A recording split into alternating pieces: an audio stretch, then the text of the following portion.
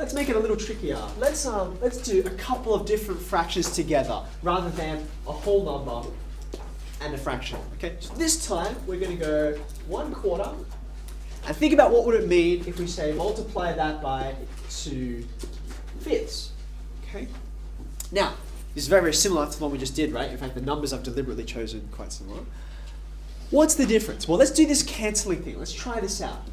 Okay, what's in common? What can you see that's in common? Yeah. 2 and 4. 2 and 4, just like in our previous example. So if I cancel this, what should I divide it by? 2, which leaves me with 1, just like before. If I cancel this, I'll be left with 2. Okay. Are there any other things that I can cancel? No, there aren't, are there? I mean, that 1 and that 2, and that 5, they're not really going to mix together. They have no common factors, okay? So you can see how fractions is built on what we remember from whole numbers. So what's left behind after I've cancelled everything? Well, I've got 1 and 1 over here, and then I've got 2 and 5. This is a half of a fifth. A half of a fifth.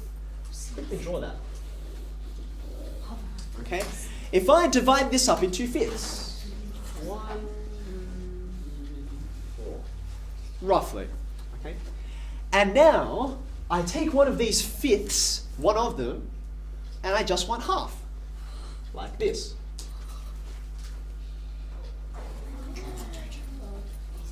Is that okay? You see, I've got a half of a fifth now, right? Well, how much is the green area? How many of these green things can I fit in the whole thing? Here, shut. I can fit 10 of them, right? So that green thing is a tenth. You don't want to see me when I'm angry. Now, therefore, you can see, where does this 10 come from? Clearly, it comes from the 2 and the 5, right? 1 times 1, numerators multiply, they give you 1. 2 times 5, denominators multiply, they give you 10. Kieran. I don't get how you've cancelled them out. How do you say 4 is now 2? Yep, okay. So what have I done? It's a little bit like what we did with equivalent fractions. So if I gave you something like this. Oh, that's not calibrated at all. Okay. 3/6. 3/6. We get cancelling in this situation, don't we? We understand cancelling here because it's all on the same fraction. Oh, pink. I'm pink now. Okay, fine. No, actually, that's going to be really hard. I'm going to stay with red. I'll keep red as cancelling. So I see there's a common factor here, right? 3, I can divide by, sorry, that's a 1. I can divide by 3, and I can divide the bottom by 3 as well. Is that okay?